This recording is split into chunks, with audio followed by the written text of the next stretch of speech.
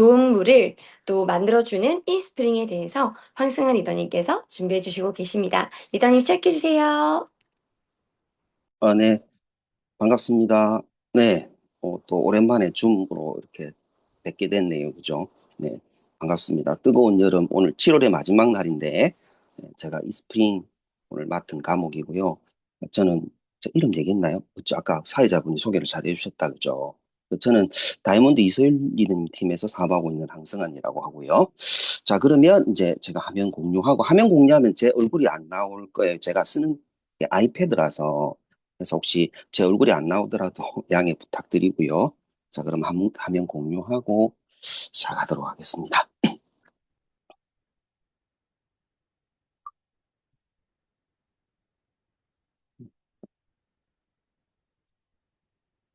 지금, 어, 사회자분 얼굴이 나와서 이걸 잠깐 이렇게 치우면 제 얼굴이 안 나와요. 네, 양해 부탁드릴게요. 아이패드라서. 예. 자, 동영상 먼저 보고 시작할게요. 지구상에 있는 모든 생명체에게 물이란 생명만큼 소중한 것이라 할 수 있죠. 우리 인간도 예외일 순 없죠. 인간의 신체도 체중의 약 3분의 2가 물로 되어 있거든요. 맞아요. 우리 몸의 60에서 70% 정도는 혈액 등을 포함한 물, 즉 체액으로 구성되어 있죠. 사람은 매일 2.5리터의 물을 음료수와 식품의 형태로 섭취하죠. 사람의 수명을 80년이라고 할 때 일생 마시는 물의 양은 무려 73톤이나 된다고 해요. 우리가 물을 마시면 불과 30초 만에 혈액에 도달하고 1분 후면 뇌조직과 생식기에 닿는데요. 그리고 10분 후에는 피부에, 20분 후에는 장기에 도달한다고 해요. 그리고 30분이면 인체 모든 곳에 도달하여 직접적인 영향을 미치게 되죠. 이렇게 우리가 마시는 물은 체형과 신체 균형 유지, 음식물 이동과 신체 내 여러 화학 반응의 용매 등 생명 유지에 필수 작용을 하고 있죠.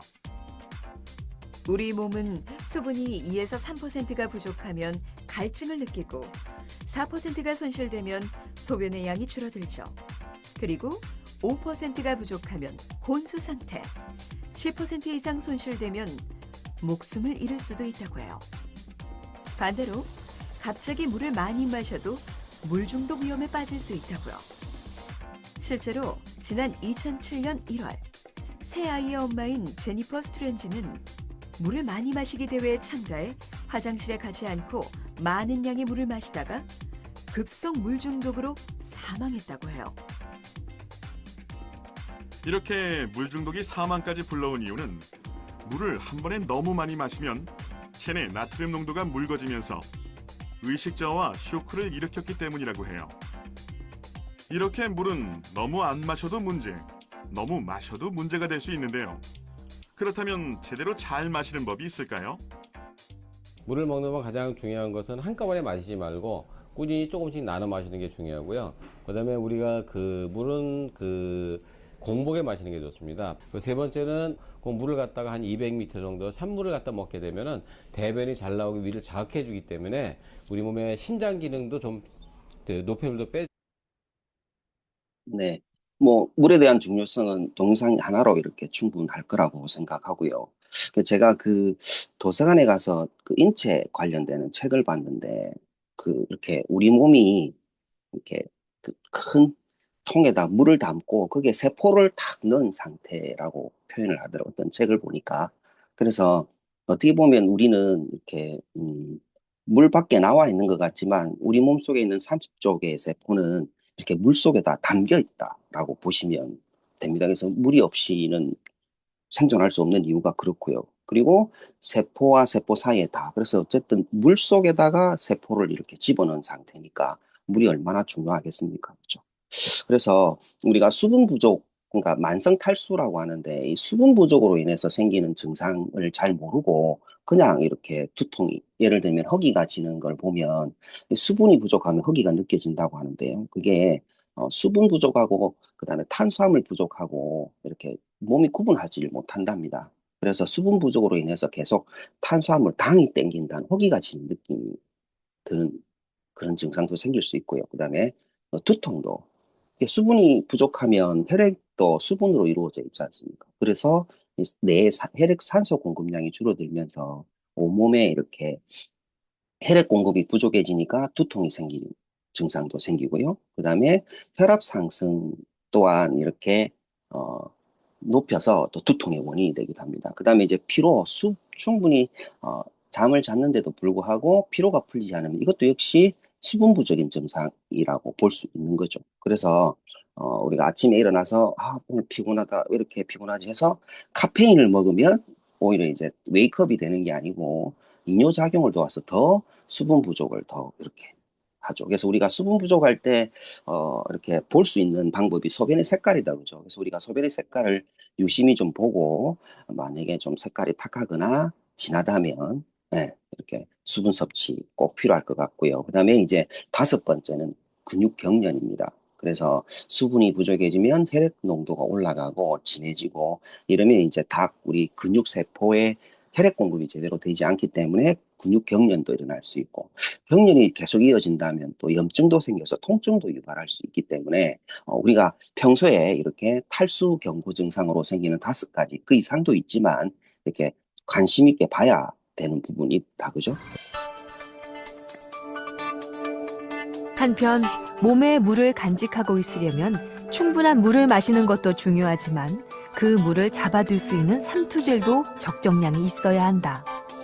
탈수는 2가지 경우가 있는데 하나는 물을 충분히 마시지 않아 생기는 탈수, 다른 하나는 삼투질이 부족해 물을 마셔도 계속 배출되어 생기게 되는 탈수가 있다.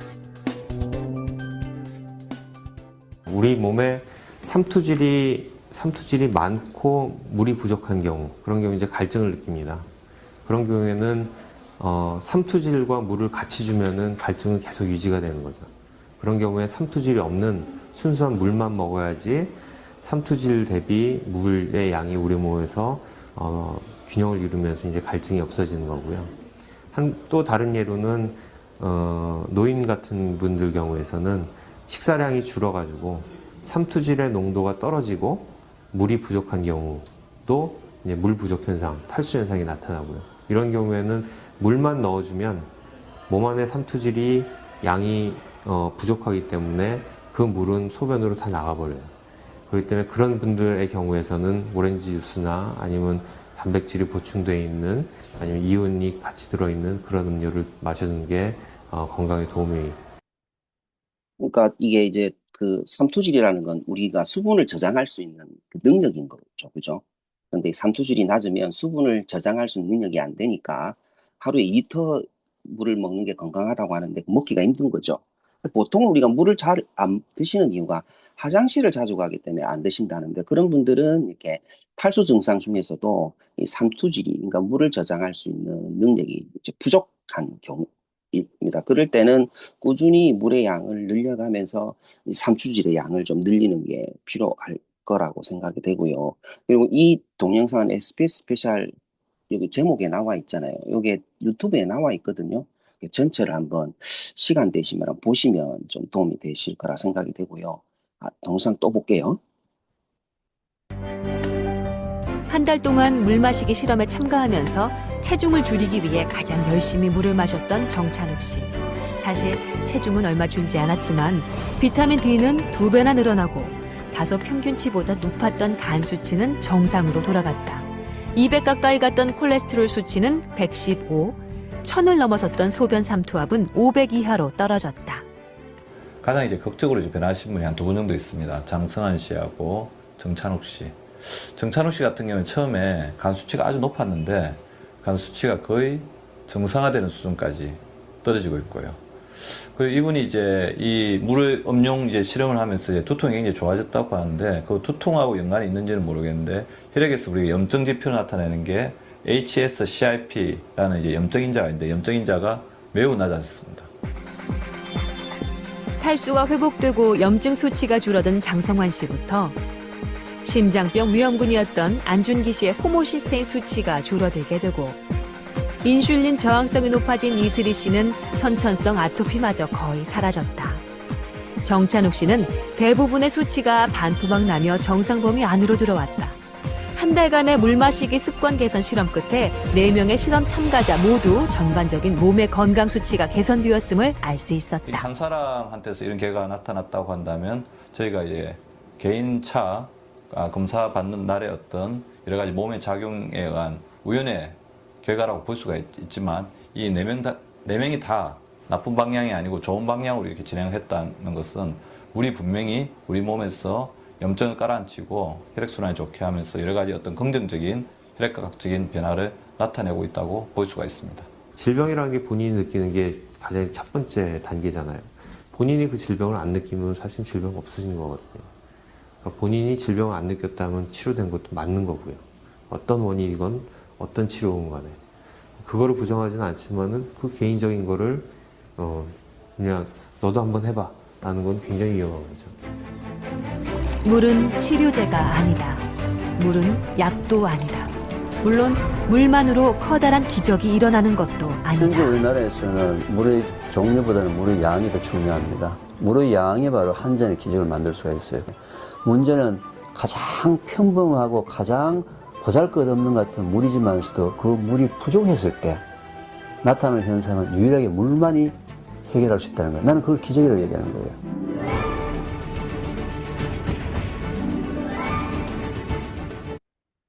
네, 저도 처음에 아미를 만나고 정수기 강의를 들으면서 우리 스폰서님한테 들었던 이야기가 건강 제일 싸게 지키는 방법이 뭐예요? 이렇게 질문하시더라고요. 그게 물 잘 챙기는 거라고. 건강을 제일 싸게 지키는 방법이래요. 그래서 뭐 더블엑스 종합 비타민제가 들어가기 전에 물부터 먼저 바꾸라고 이렇게 얘기를 들었었거든요. 그래서 꼭 이 동영상은 전체가 있으니까 유튜브에 나와 있습니다. 꼭 한번 보시고요. 예. 그래서 많은 분들이 물 부족으로 인해서 생기는 질환들이 있겠죠, 그죠? 그러면 물로서 해결할 수 있다는 거니까. 그래서 앞쪽에 이제 우리가 다 봤죠. 그래서 이제 쭉 물은 이제 꼭 필요하다. 물의 중요성에 대해서 얘기를 쭉 했고요. 자, 그 다음에 이제 우리가 물 어떻게 먹고 있는지 한번 볼게요. 보면 지금 가장 이렇게 많은 부분이 잠깐만요. 끊어져 버렸네. 자, 가장 많이 되는 부분이 뭡니까? 정수기가 53%이고요. 그다음에 이제 가구 형태로 보니까 1인 가구가 생수가 54% 가장 많고 2인부터 4인까지는 전부 정수기를 다 쓰죠. 그죠? 예. 그리고 끓인 물을 먹는 분들이 11.5%고 그다음에 수돗물을 먹는 분 아직도 계시네요. 1.2%. 우리는 실은 수돗물 먹고 있다고 봐야 됩니다. 외식하시잖아요. 외식하시면 조리수 다 뭐 씁니까? 수돗물로 다 하잖아요. 그러니까 저는 물 공부하고 난 뒤에 식당 가면 절대 식당 정수기 물 안 먹거든요. 절대로. 절대는 아닌데 안 먹습니다. 안 먹습니다. 진짜 물 들고 다니기도 하고 그다음에 외식을 많이 할 때마다 좀 걱정되는 게 저거 뭐 이렇게 국을 끓여 주시거나 이렇게 하면 다 그 수돗물로 끓여 주시는 거 알면서도 먹을 수밖에 없는 상황이죠. 그죠? 그 다음에 이제 정수기를 사용하는 이유를 보니까 이제 좀 편하게 물을 마실 수 있어서. 그리고 이제 두 번째가 이제 안전한 물이니까. 예. 그러니까 정수기를 사용하는 가장 큰 이유는 실은 수돗물에 대한 불신이잖아요. 그죠? 그 다음에 이제 형태는 이제 직수형이나 탱크형도 있고. 그래서 수돗물을 왜 우리가 믿지 못하게 됐냐? 수돗물은 이제 낙동강, 뭐 페놀, 이렇게 페놀이라는 오염물질이 대거 신문에 나기 시작하면서 점점점 수돗물에 대한 불신이 커졌고 녹물 이런 것도 있었죠. 우리나라가 지금 현재 수도 배관이 굉장히 노후화돼 있다라는 옛날 신문이거든요. 이게 가운데 보시면 국내 수도 간 교체율이 연간 0.9%에 밖에 안 된대요. 그러면 우리 그 수도 배관 언제 교체하는지 아세요? 터지면 교체하거든요. 터지면. 그래서 이게 100년이 걸린다는 겁니다. 우리나라 수도를 다 바꾸려면 왜 한 해 교체할 수 있는 게 0.91% 정도 되니까. 그러면 1년에 1%씩 한 100년 걸리겠죠. 그 다음에 교체를 하더라도 이 에폭시 배관으로 돼 있기 때문에 이게 또 발암물질 비스페놀이란 말 참 이렇게 친근감 있게 많이 들어본 거잖아요. 이 환경 호르몬이 하나죠. 여성들 같은 경우에는 이 비스페놀 A에 많이 노출이 되고 하면 뭐 생리통이라든지 여성 질환에도 여성 호르몬하고도 굉장히 직접적으로 관계되는 거니까 그죠. 그리고 이제 이렇게 오래된 배관이나 이런 것들 때문에 그래서 실은 이제 수도 사업본부에서 열심히 좀 이렇게 잘 수도에 대한 정화를 열심히 잘 해주시고 하겠지만 그게 우리 집까지 오는 데 있어서 이 배관이 노화된 배관들이 엄청나죠. 그래서 저도 이제 샤워기도 이렇게 저희 아메 필터를 쓰는데 이 필터가 보면 얼마 쓰고 나면 이렇게 녹물이 이렇게 보일 정도로 이렇게 보이죠. 그죠? 저도 이제 이렇게 제 주변이 신도시가 아니다 보니까 노후된 배관이 많을 거란 말이에요. 수돗물을 믿지 못하니까 결국은 뭘로 갈아탑니까? 또 생수로 갈아타는데 생수는 또 이 생수 페트병에 환경 호르몬이 검출되고 관리가 소홀되죠. 그래서 여러분들이 많이 들어보셨겠지만 생수를 어디다 다 보관합니까? 보면 마트고 편의점이고 다 밖에다가 그죠? 전시를 하죠. 햇빛에다가 그죠? 그리고 여러분들이 그 부산에 그 초량 ABC에 오기 전에 이 일방통행으로 쭉 오면 그 어떤 회사의 그 이렇게 야적장이 있어요. 거기에 그 이렇게 일방통행으로 쫙 오면요. 왼쪽 편에 있어요. 예.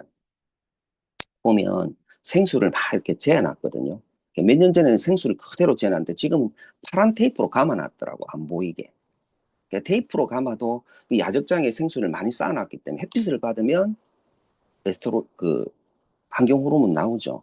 그리고 이제 지금 좀 심각한 게 미세 플라스틱도 문제고 그래서 생수를 어쩔 수 없이 먹어야 되거나 그런 경우도 생길 수 있거든요. 그런 경우에는 생수 고르는 방법이 이렇게 플라스틱을 만졌을 때 쓰락거릴 정도로 약한 생수병은 이 환경 호르몬이나 미세 플라스틱에 노출될 확률이 높습니다. 그래서 좀 단단한 거. 그리고 포장 이송할 때도 이렇게 그 박스나 이런 데 이렇게 담겨 이런 게 좋은데 어쨌든 그래서 저도 이거 하고 난 이후로 생수를 안 먹기 시작했거든요. 자, 그래서 이제 어쩔 수 없이 정수기로 왔다. 이제 생수도 어렵고 정수기로 왔어요. 정수기가 이제 우리가 정수 방식을 구분할 때 보통 이제 필터를 가지고 구분합니다. 첫 번째 역삼투압. 요즘 역삼투압이란 말이 너무 이렇게 부정적인 용어로 워낙 이렇게 언론 매체에서 많이 이야기하고 하노니까 요즘 무슨 필터라 그러죠? 멤브레인 필터라고 이름을 바꿨거든요. 그리고 RO 필터라고 얘기해요. 그래서 역삼투압이란 단어 자체가 이제 워낙 그죠? 그 마케팅으로 활용하다가 활용을 못하니까 그다음에 이제 준공상업 방식이 있고 그다음에 지금 가장 많이 나오는 게 나노 필터입니다. 그리고 이제 활성탄이 들어가는 거죠. 그래서 역삼투압 정수기는 이제 그 문제가 뭡니까? 이렇게 너무 촘촘하게 물을 걸러내니까 물 속에 있는 미네랄도 다 걸러버리죠. 그죠? 그게 증류수가 되는 거죠. 그래서 이렇게 미네랄이 없는 물이다. 그래서 한참 이제 이렇게 역삼투압 정수기가 사람 잡는다는 책이나 이런 언론 매체 통해서 이렇게 굉장히 심각성이 많이 알려져 가지고 그 다음으로 넘어간 게 중공상업 방식이죠.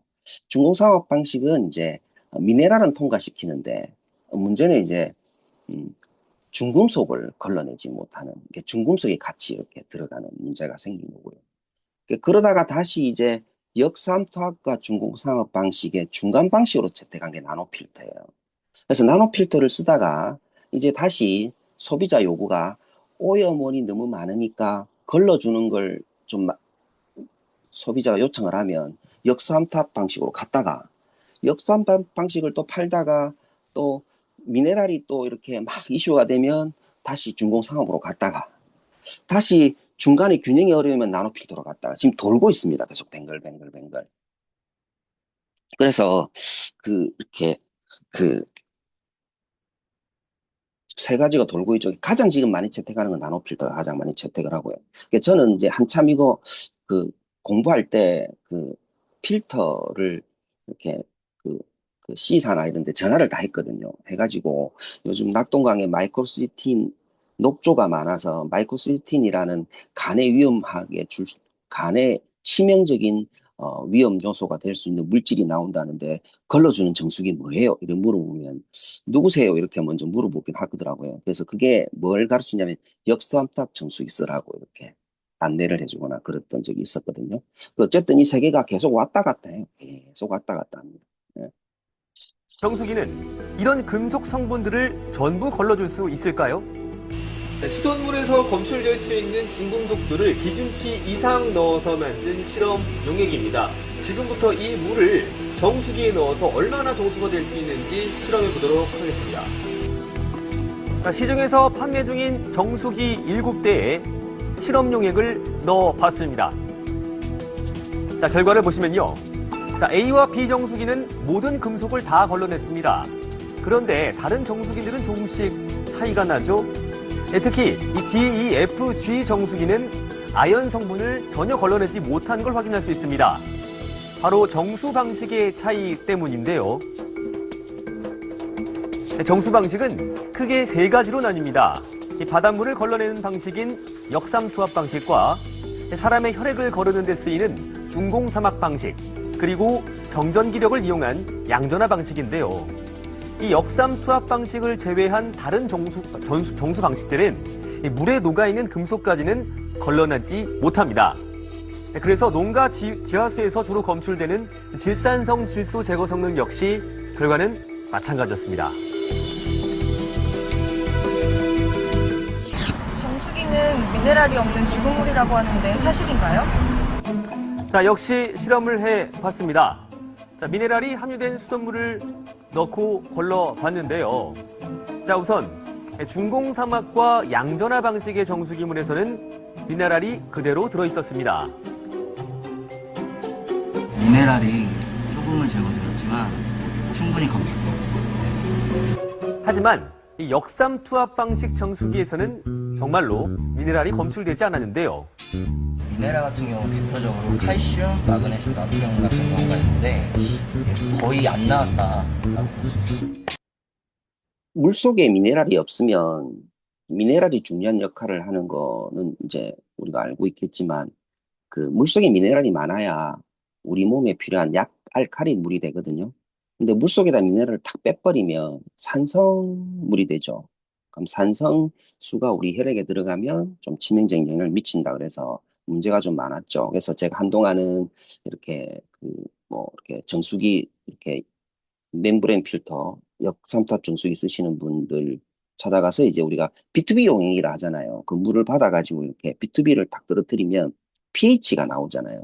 그럼 노란색이 나오는 경우를 굉장히 많이 보고 이게 산성물이다 이렇게 직접 보여드렸는데 요즘은 어떻게 하냐면 그 정수기 앞에다가 그 맛을 첨가하는 미네랄을 첨가하는 필터가 들어가요. 그래서 노란 물이 안 나옵니다. 알칼리 수로 나와요. 그래서 이렇게 그 미네랄을 첨가하는 필터가 따로 들어간다는 것에서 다음에 이렇게 하실 때 이렇게 잘 주의 있게 보시면 되고요. 그래서 그 소비자의 요구에 따라 계속 바꾸는 것 같아요.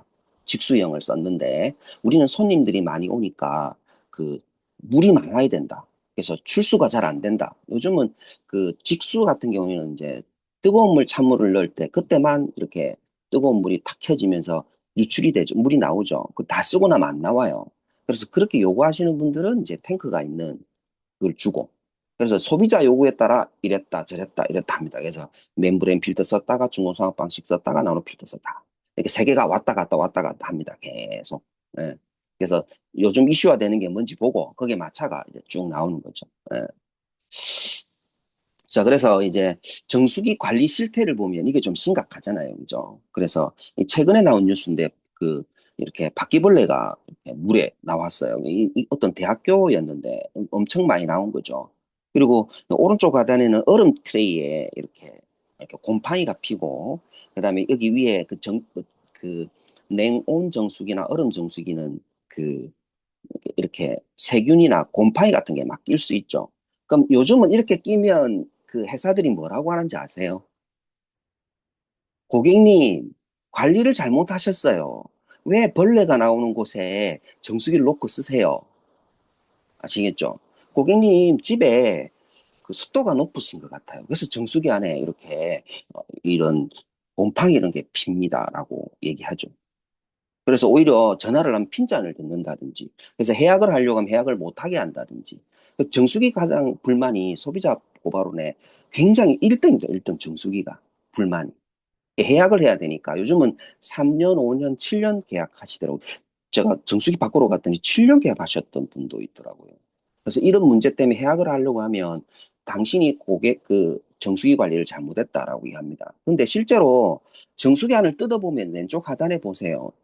이 선하고 얼마나 복잡합니까? 이게 어떻게 좀 안전하게 관리가 될 수 있을까요? 안에. 그죠? 그리고 뒷면입니다. 최근에 나온 정수기 뒷면에 보면 구멍이 다 뚫려 있잖아요. 그죠? 왜?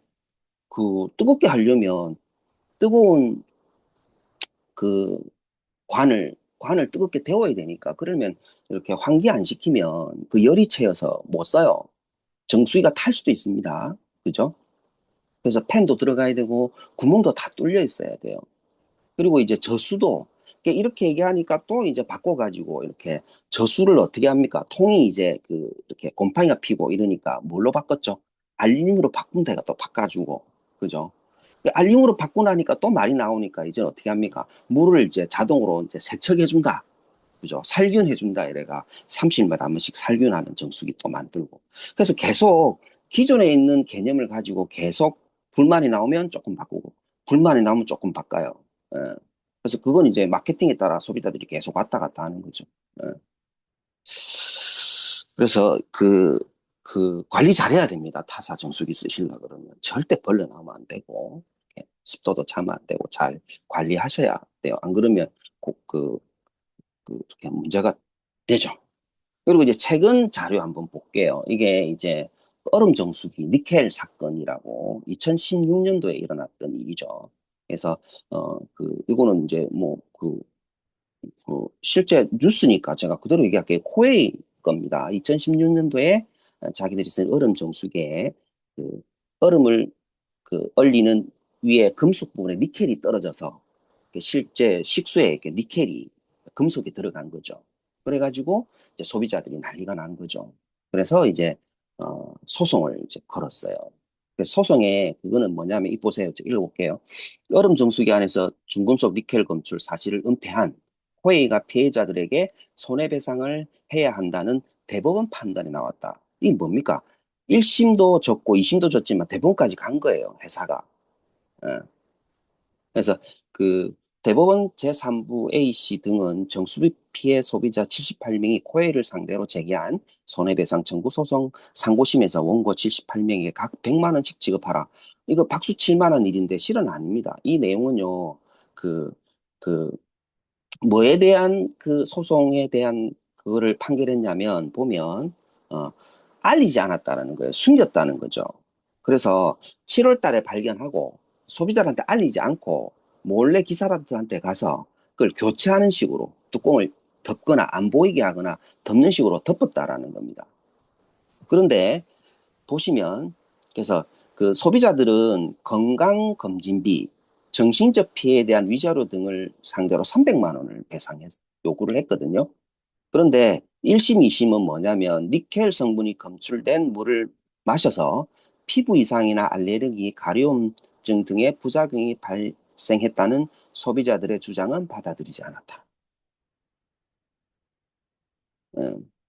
그래서 그냥 사전에 미리 고객들한테 7월 달에 발견한 즉시 고지하고 저희 정수기가 이 니켈이 나왔는데 지금 바로 교체해 드릴게요. 먹지 마세요 하지 않고 그냥 숨기려고 은폐하려고 했던 그분에 대한 손해배상입니다.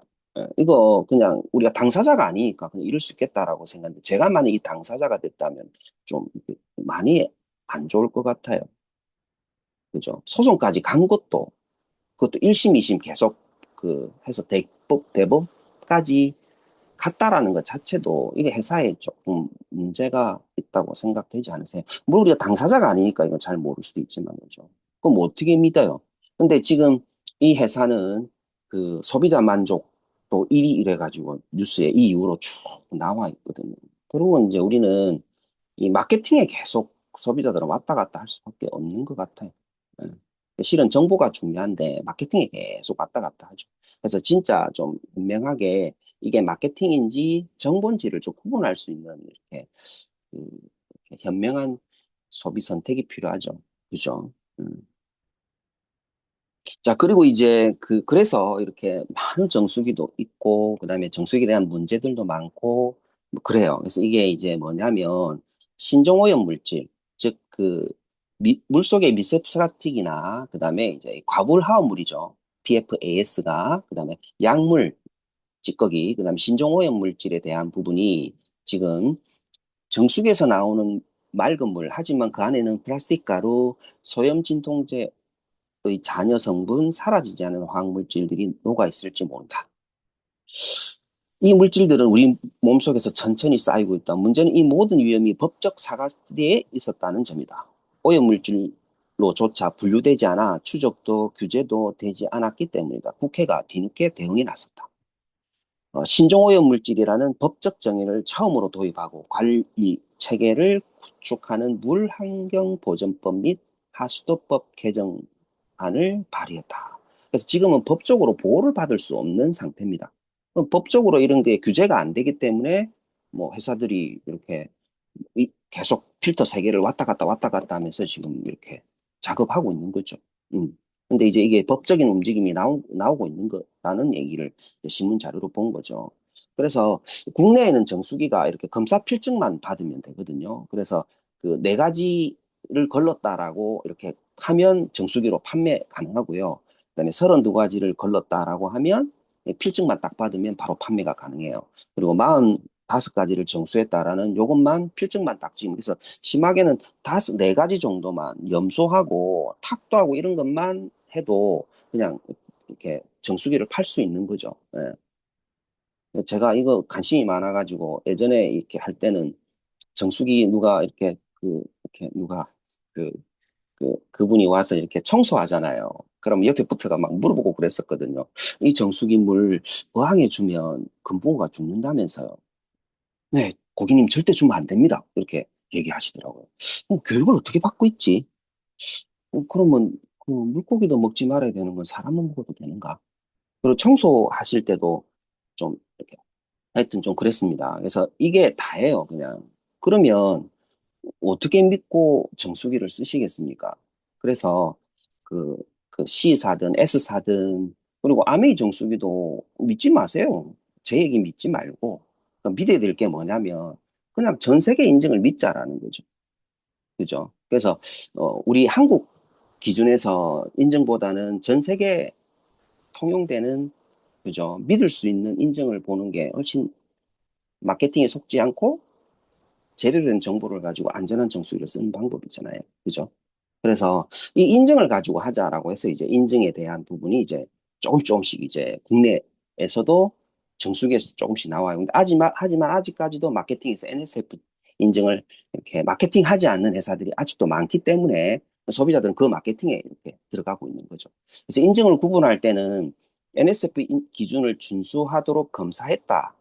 이건 제대로 된 인증은 아니고 인증을 획득했다라고 해야 됩니다. 그래서 이 NSF 인증은 전 세계에서 이렇게 진짜 신뢰할 수 있는 인증이기 때문에 이 우리나라에서도 많이 인증을 받으려고 많이 썼어요. 그래서 서울시도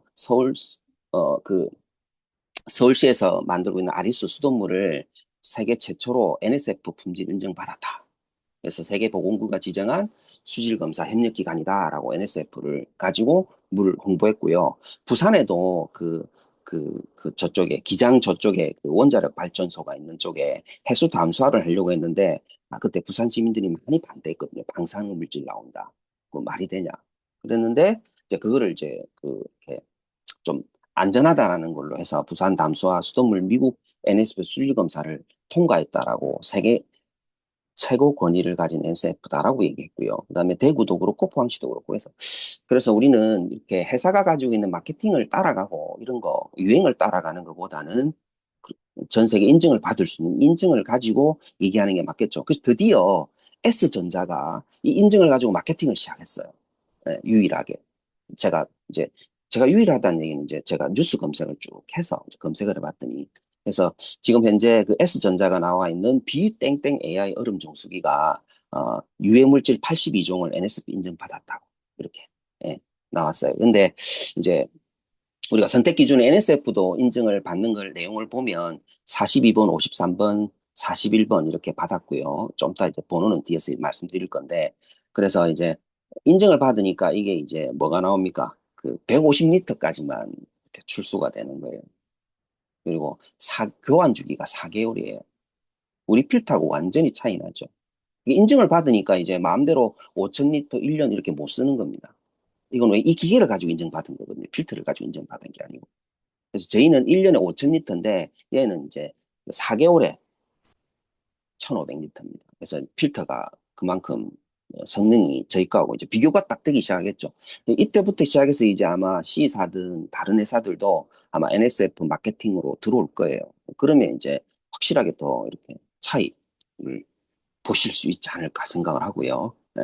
그래서 이제 아까 근데 이제 빠져 있는 게 뭐냐면 바이러스는 뭘 했습니까? 국내 시험 기관의 시험 결과로 실사용 환경에 따라 다를 수 있습니다. 그래서 바이러스는 NSP 인정을 못 받았다. UV 램프가 없기 때문에. 예. 그래서 이제 아메이 정수기로 이제 들어와 보면 이제 우리가 NSF 인증을 42번, 401번, 53번 그리고 다른 데하고 이제 구분되는 게 이제 그거죠. 그 박테리아와 바이러스 비활성화에 대한 인증을 받았죠. 그래서 이건 진짜 자랑해 볼 만해요. 아직까지도 그 타사 정수기는 UV 램프를 넣어서 이렇게 만든 정수기가 없죠. 요즘은 그 뭐 세척한다, 그다음에 뭐 박테리아나 바이러스를 이렇게 잡는다라고 하긴 하는데 그런 것들이 인증은 아직 단계가 아니기 때문에 그죠. 그래서 그 뉴스에 보면 이제 아까 그 지금 S전자는 80개인데 저희는 이제 170종으로 그죠 유해물질을 거른다고 신문 자료로 이렇게 나와 있고요. 그다음에 이제 실제 사이트에 들어가셔가지고 이렇게 그 해당 높아진 신뢰도에 그 이스프링 지표를 눌러보면 이렇게 뭘 걸러주는지 170가지가 다 이렇게 목록으로 나와요. 사이트에 가보시면 있습니다. 메이. 그리고 이제 실제로 목록으로도 이렇게 170가지가 실제로 나오고요. 그러니까 이게 전 세계 최다로 인정받은 거죠. 그죠? 네. 그리고 이제 우리가 그 미세 플라스틱이 일주일에 신용카드 한 장 삼키는 현대에 있는데 한 달은 얼마냐면 칫솔 한 개래요. 한 달은. 칫솔 한 개를 한 달에 계속 드시고 계시죠. 그래서 이 미세 플라스틱을 걸러준다. 그래서 지금 미세 플라스틱에 관한 이야기는 이제 다른 타사 정수기들도 막 얘기를 막 하고 있더라고요. 보니까. 예. 그래서 NSP 인증은 이제 85%인데 우리는 이제 99%까지, 예, 99.999까지 그리고 신종의약품 19장에 대한 검증을 이렇게 여가로 받았고요. 그다음에 이제 과불화합물도 역시 7종을 NSP 인정을 받았고, 그다음에 이제 누구도 따라올 수 없는 LED 램프죠, 그죠? 그래서 그 물속에 있는 세균이나 바이러스를 잡는다는 의미는 이건 의미가 굉장히 큰 게 실은 이거 그 이렇게 면역이 확 떨어져 있는 노약자나 아니면 병원에서 지금 뭐 백혈병을 앓고 있다든지 어떤 수술을 한다든지 이런 조금의 물속에 있는 세균이나 바이러스가 허용되지 않는 환자들도 믿고 마실 수 있잖아요. 그죠? 저는 좀 이런 건강에나 물에 관심이 많았던 게 뭐 우리 아이들 때문에 보통 부모들은 많이 관심을 가지니까 예. 아이들이 먹어도 안전함. 근데 이건 유일하죠. 국내에서는 이렇게 그 UV 램프를 가지고 소독해주는 그러니까 바이러스나 세균을 잡아주는 정수기는 존재하지 않으니까 그죠? 그래서 박테리아를 99.9999, 바이러스를 99.99 비활성화시키는. 그리고 이제 에너지 절감 관에서도 이렇게 그 UV 램프를 쓰면서도 이렇게 그 에너지를 굉장히 절감할 수 있는 그래서 세계 최초로 UVC LED 이거는 이제 또 그 UVC LED가 또 이제 업그레이드 됐던 게그 보호막이 있는 박테리아나 바이러스들을 그죠 이게 자기 이렇게 잡을 수 있는 걸로 나왔고 5년 품질 과정에서 5,000리터에 가족들이 13.6리터를 온 가족이 넉넉하게 쓸 수 있게 하고요. 그래서 이거를 비교해 보니까 10년 기준 했을 때 필터를 9개를 썼을 때 하루 1,000원으로 우리 가족 건강을 지킬 수 있는 거죠. 그죠? 그래서 하루에 13.6리터. 그래서 앞으로 이제 아까도 말씀드렸듯이 NSP 인증이 계속 나와서 아마 타사 제품들이 나오면 그 성능이 점점 우리 거하고 점점 진짜 구분되지 않을까라고 생각을 합니다. 그리고 이제 한 달 전기료가 1130원이죠. 여러분들이 그 얼음 정수기나 냉온 정수기 소비 전력 보신 적 없죠? 우리는 볼 일이 없으니까. 근데 보시면 제가 하나 찾아봤는데 얼음 정수기 소비 전력이 2700W대, 2700W. 우리는 45W대예요. 전기 엄청 잡아, 그죠? 그래서 유지비도 이렇게 생각을 꼭 해봐야 되는 부분이고요. 예. 그리고 이제 새 정수기가 나오면서 이제 앱이 나왔죠, 그죠? 예. 그앱 설치하는 거 좀 어려우시죠, 그죠? 예. 저도 좀 해보니까 이게 미국 본사랑 이렇게 통신을 서로 하면서 에러가 조금씩 난대요. 예. 그러면 혹시 하시다가 에러가 좀 나면 다시 이렇게 다시 재접속 해보시면 연결이 좀 잘 된다고 하더라고요. 그래서 이 보면 이제 내가 밖에 있어도 스마트폰만 딱 있으면 원리는 그렇습니다. 이 그 정수기 있죠. 그 이스프링 정수기와 집에 있는 와이파이를 연결시켜 놓으면 이 스프링 정수기가 집에 있는 와이파이랑 무선 와이파이랑 서로 통신하거든요. 그럼 내가 밖에서 접속을 하게 되면 이 와이파이로 접속해가지고 정수기로 접속하는 역할을 해요.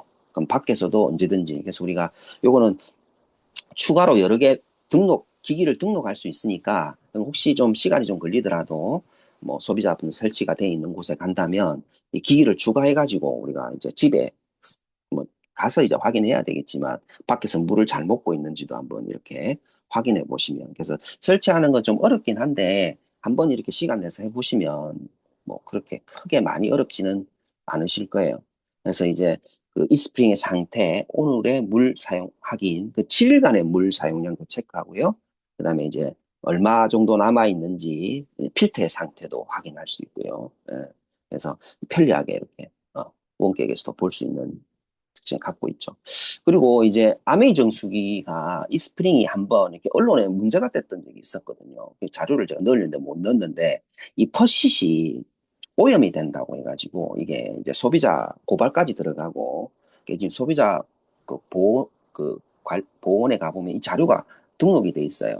그래서 이 퍼싯이 이제 오염이 된다는 거죠.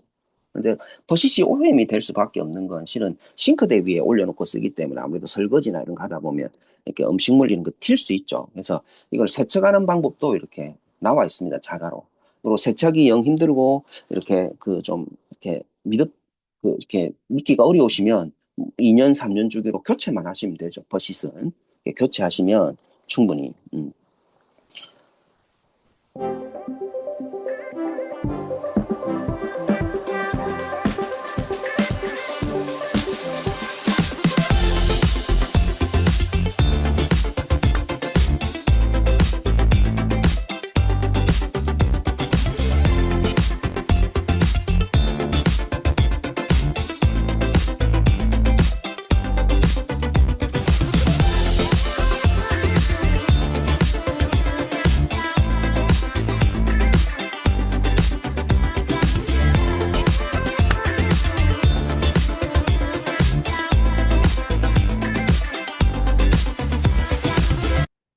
제가 그 소비자한테 처음 교체하러 갔다가 1분이라고 좀 미안하더라고요. 1분이 더 걸려가지고. 그래서 처음 필터 교체하시는 분들은 꼭 동영상을 보고 가셔야 돼요. 이 뚜껑도 열 때 그 밑에를 잡고 싹 당겨야 뚜껑이 잘 열리고요. 닫을 때도 위에를 끼우고 밑으로 넣어야 됩니다. 혹시 처음 이렇게 교체하시는 분들은 1분이 아니고 5분이 걸릴 수도 있어요. 예, 그래서 조금 제가 민망했던 적이 있었거든요. 예, 이게 잘 안 돼가지고. 근데 이제 반드시 그 교체하는 동영상을 꼭 한번 보고 그렇게 가시기 바랍니다. 아니면 집에 있는 정수기로 연습을 조금 하시고 가세요. 그래 1분 만에 끝날 수 있습니다. 그리고 이제 본사에서 얘기하는 게 이 뚜껑 여는 게 좀 어려워요. 힘을 많이 줘서 뚜껑도 위에 이렇게 그 이렇게 홈이 나와 있는 부분에 밑에 손잡이를 잘 잡으시면 돼요. 예, 잡으시고 돌리는데 이게 압이 차 있어서 이렇게 빼는데 조금 힘이 들 수 있거든요. 그래서 요거는 정수기 밑에 보시면 이렇게 밸브가 있습니다. 어렵진 않아요. 빨간 선으로 연결되는 가운데 밸브 보이시죠? 이게 이제 원수가 들어가서 정수기로 들어가는 물인데 요거를 한번 잠궈 주시고요. 그 다음에 이제 밑에 있는 퍼싯을 열어서 물을 좀 빼주시면 열기가 조금 수월하다고. 저 이거 처음 안 하고 가가 낑낑대고 그랬거든요. 이거 잡는 요령이 있어요. 그래서 그 뭐 제가 얘기가 좀 길었는데 그 동영상을 꼭 보세요. 어디를 잡아서 빼라고 하는 게 있습니다. 그거 잘 하시면 어렵지 않아요. 근데 그거 안 하고 가시면 1분 더 걸립니다. 민망한 상황이 생길 수 있으니까 그렇게 좀 해주시고, 우리 정수기는 어쨌든 아까 보여드렸듯이 밀폐되어 있기 때문에 우리 정수기 안에 뭐 세균이 들어가나 바퀴벌레가 들어가려면, 벌레가 들어가려면 이 벌레는 1년을 기다려야 돼요. 뚜껑 열 때까지. 그죠? 기다렸다 뚜껑 열면 그때 싹 들어가야 되거든요. 예, 그래서 이제 밀폐돼 있으니까, 그래서 쓰는 환경에 따라서 뭐 소비자가 잘못 써서 생기는 일을 원천 봉쇄하죠. 그리고 그 냉수, 온수, 그다음에 얼음을 넣지 않는 이유가 2차 오염이 있고 문제가 발생하기 때문에 넣지 않는 거죠. 그죠? 예. 그런 부분에 대해서는 좀 우리가 생각을 좀 많이 해봐야 될 것 같고. 그래서 이제 마지막입니다. 그 6월 달부터 8월 달까지 지금 한승 워터 그 보상 프로모션을 하고 있죠. 그래서 그 우리 정수기를 갖고 계신 분도 환승이 가능하고, 그다음에 타사, 그죠? 타사 그 쿠폰이 받기 쉽게 돼 있잖아요. 그죠? 쿠폰 적용하는 거 좀 잘 하시면 좋을 것 같은데. 그래서 20만 원 바우처도 주고, 그다음에 지금 이번 달부터는 또 그 7월부터 시작했던 게 10개월 무이자 되는 카드도 생기고, 그다음에 국민카드와 같은 이 카드는 또 다음 달부터는 또 8월 달부터 또 10개월이 되니까 요것도 많이 이렇게 전달하셔가지고, 예, 뭐 이렇게 많이 도움 되셨으면 좋겠습니다. 시간이, 아유, 예, 이상 마치겠습니다. 와, 네, 리더님 너무너무 감사드립니다. 이 만나시는 분들께 물공학 박사님이라고 소개하셔도 될 만큼 정말 전문성이 깊은 강의가 아니었나 생각이 들고, 정말 많은 준비해주신 저희 황승은 리더님께 진한 감사의 박수를 전해주시면 감사하겠습니다. 네, 저도 요즘에 그 스폰서님과 함께하는 팀 미팅에서 이 물에 대한 스터디를 함께 나누고 있거든요. 그런데 이 책에 보니까 이런 내용이 있었어요. 수분이 부족한 탈수 상태가 사람의 기분을 결정하는 요인이 된다라는 흥미로운 내용이 있었거든요. 이 1%의 탈수 상태만 되어도 일단 뇌혈류가 감소를 하고, 그러면서 이제 스트레스 호르몬이 코티솔이 증가를 하게 된대요. 그러면서 이 신경 전달 물질의 기능이 저하가 된다고 해요. 이제 그렇게 되면 본인의 의지와는 상관이 없이 자꾸 짜증이 나고 감정 조절이 어려워지고 예민해지는 상태가 된다고 해요. 그래서 저희가 이제 예민 보스라는 말을 하는데, 조금만 이라도 짜증을 많이 내시는 분들이 있잖아요. 이게 혹시 주위를 살펴보시고 유난히 짜증을 많이 내시는 분들이 있으면, 날씨가 더워서 그럴 수도 있지만 그분들이 혹시 수분 부족은 아닐까 한번 살펴보시는 것도 좋을 것 같습니다. 이 좋은 물 한 잔이 성격을 바꾸지는 못하지만 오늘의 기분과 행동에는 분명히 영향을 준다고 하니까 수분 충전 충분히 하셔서 오늘 하루도 이 최상의 컨디션으로 시작하시기를 바라겠습니다. 이상 마치도록 하겠습니다. 다음 주에 뵐게요. 감사합니다.